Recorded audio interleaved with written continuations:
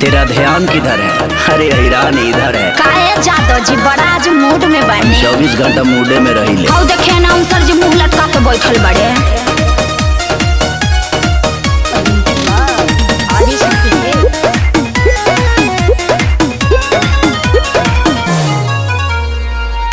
जी 24 घंटा करता रे पीछा, पांडा जी चुम्मा क्या मांगता रे भिक्षा।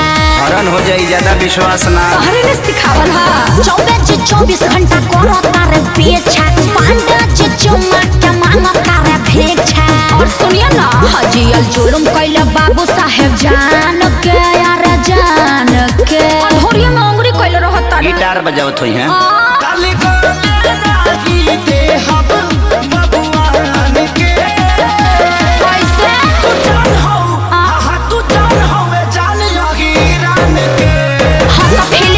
करिएगा ना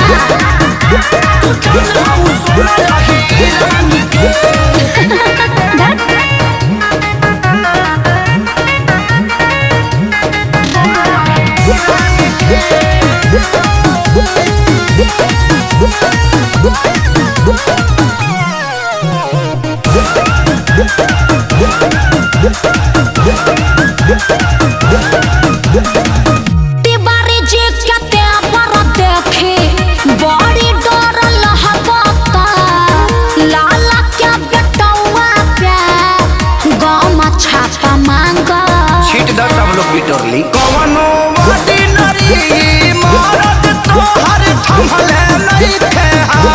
छपरा से बम्बे तक ले सोना के दिखाई मोला। चौहानी छुआता देखा चौहान के चौहान के।